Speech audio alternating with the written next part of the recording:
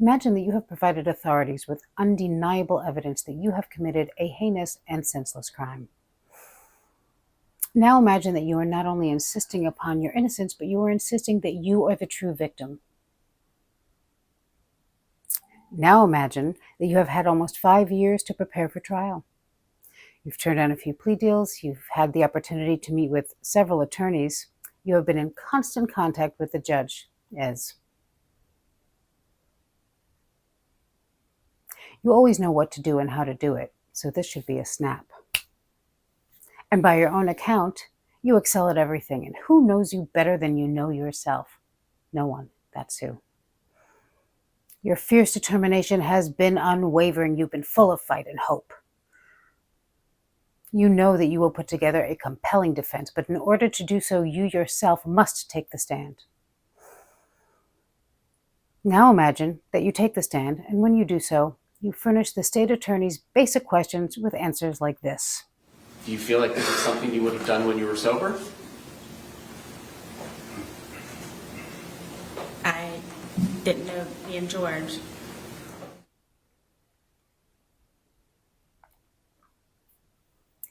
Well said. During the last several years with Sarah Boone, we have been exposed to a lot of content. First, her interrogation, which speaks for itself. Then body cam, 911 calls, and then came the letters. At which point, Sarah Boone thought she was a worldwide superstar and achieved the impossible. She became more insufferable.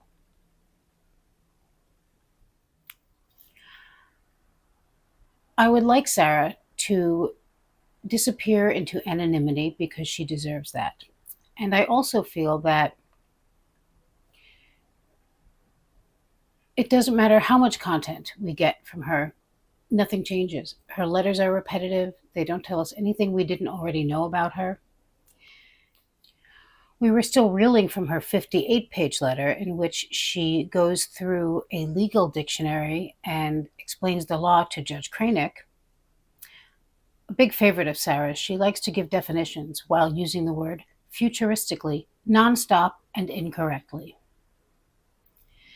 Anyway, we were just recovering from that letter when came the want ad. The completely insane, unhinged want ad. And while the trial itself exposed a lot more than we really needed to see, it just solidified what we already knew and what she had shown herself to be. A horrible, sadistic, abusive, drunk person, and a horrible, sadistic, abusive, sober person. Nothing is sacred to Sarah. She is a racist, she is a snitch, she is a true friend to nobody. She will sink to the lowest, most deplorable depths at the slightest provocation. She is a very dangerous person, and I believe that's why Judge Cranick locked her up forever. And I don't like to admit this, it's unchristian of me. But for me, it's not enough that she's locked up forever. I want her to suffer within the prison walls. More than most, because she deserves it. She lies about literally everyone. She swears on her child's life. She fakes terminal illnesses. She lies while under oath and then accuses everyone else of perjury. And while I may not be a huge fan of James Owens, or think that he is a great man, I don't know him. And what I do know is that he and his team stepped up, parachuted in, and worked their asses off in a very short amount of time to put on a rigorous defense for Sarah Boone. Yet when she sat down to make her half-hour-long or longer sentencing statement, she neglected to thank them even once. This is coming from the woman who calls everyone unprofessional and impolite. Sarah passionately and ceaselessly rallies to be respected and heard. She wants to be listened to. Yet she listens to, hears, and respects no one. Not law enforcement, not her own lawyers, not the judge, not her family, no one. Everything Sarah says is a truth, and she reserves the right to change it at a moment's notice. You just have to go with it. She contradicts herself. She has nothing to back up any of her statements. Sarah is not held to the standards against which she holds the entire world. That's who Sarah is. It is infuriating, and there is no satisfaction with a person like that. And when I say a person like that, I mean it's a certain kind of person, but I will say Sarah is exceptional. She is exceptionally horrible.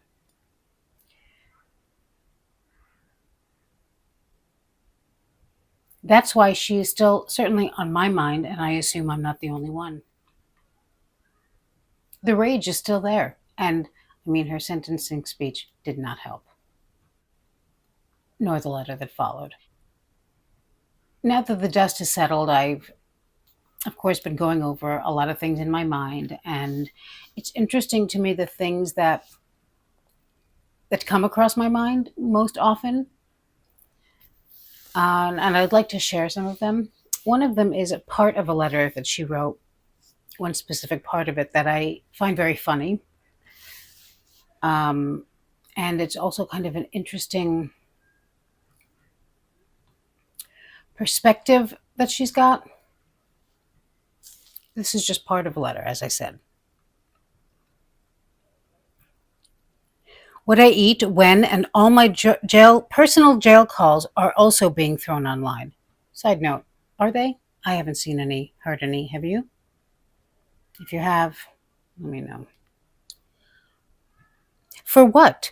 To hate me more, or to try to get others to because I don't eat breakfast, or because I know some Latin,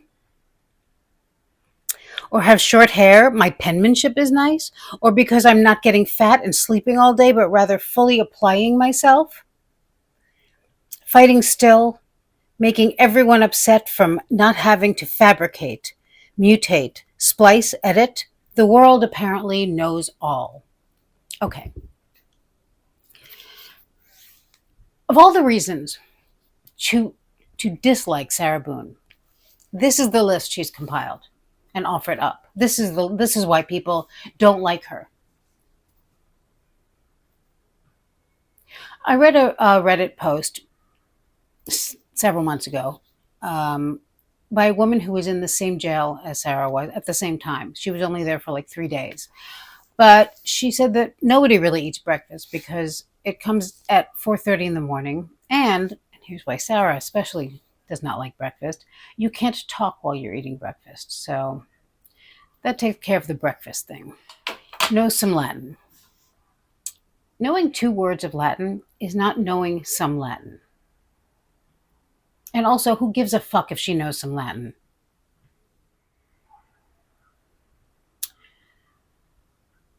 Has short hair and nice penmanship. Let's cover the penmanship first. I personally don't think it's so nice, but I also don't think it holds a candle to the fact that she's a murderer. That's me.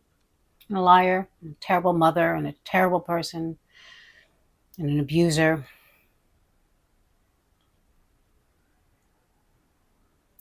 Because I have short hair. Now, first of all, I love short hair.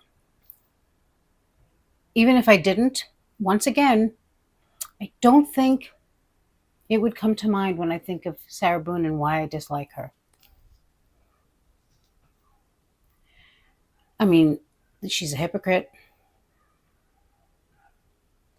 She's a murderer. Did I mention that? She's just a horrible, horrible person. She's a sadist. She can cosplay as Sir Lancelot all she wants for all I care. That's not hurting anyone.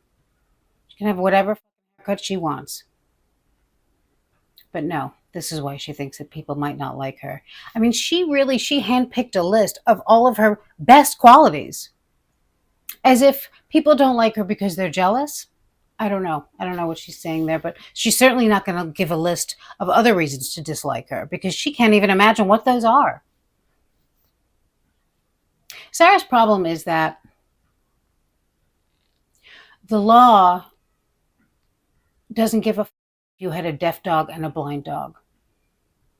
The law is the law. And your games are over, girl. And now you're paying.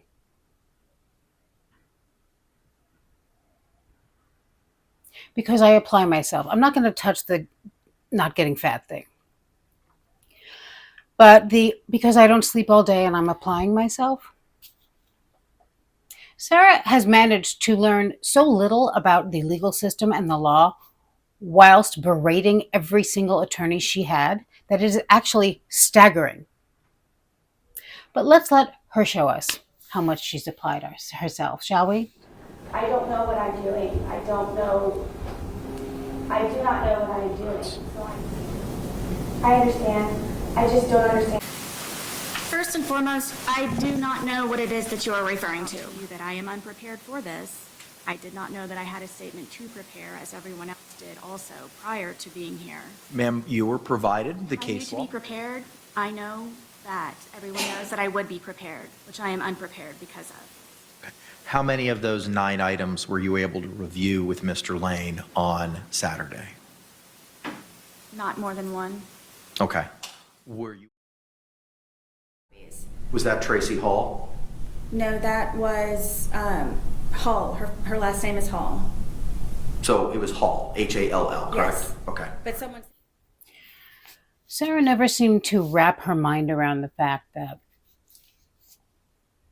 her jury pool wasn't going to be a worldwide group of YouTube watchers. When she went through her world famous superstar phase, that's when she put that map in one of her letters where it showed where all of her fans are. She didn't seem to understand that the person who wrote her the letter from Australia is not going to be on her jury. No concept. For somebody who applied herself so well and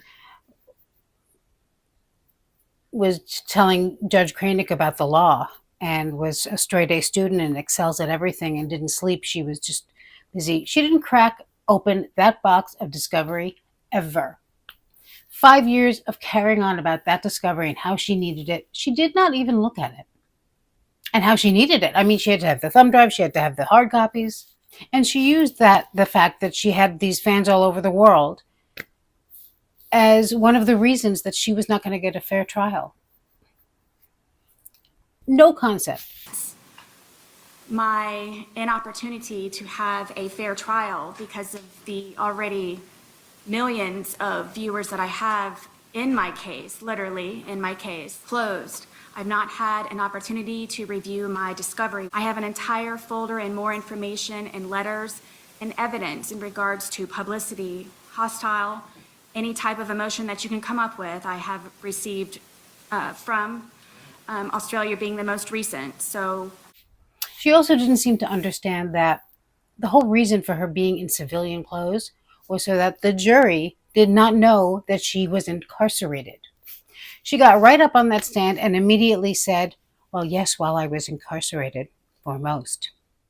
Think about some of the women in prison who are mothers who are away from their child or children, don't have the luxury of a Brian taking good care of their child. I don't think Sarah cares about that. I think if she did, she would have been a better parent when she was free, or at least understood that she should be, instead of just using her son the way she uses everyone. Women who don't know that their child is being well taken care of, women whose children might be going through the foster system, they're at home with an abusive spouse or with their mother who's okay but, crazy, drunk. Forget the luxury of alimony. And meanwhile, Sarah's going to be having all these tantrums about this nonsense. I don't think that's going to go over so well. I'm an animal lover. And when Sarah, for all of her carrying on about what an animal lover she is and her dogs and her When she left the house that day, the day of the incident, to let everything blow over and go stay at Brian's, she did not feed her dogs. She left them overnight with no food.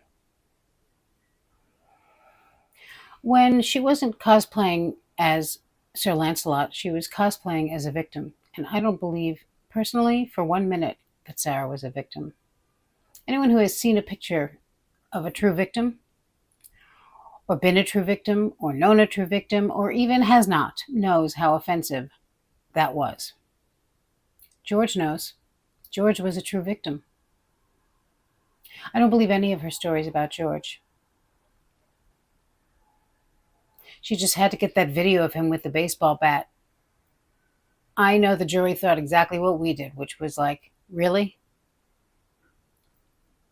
I don't believe the stab wound story at all.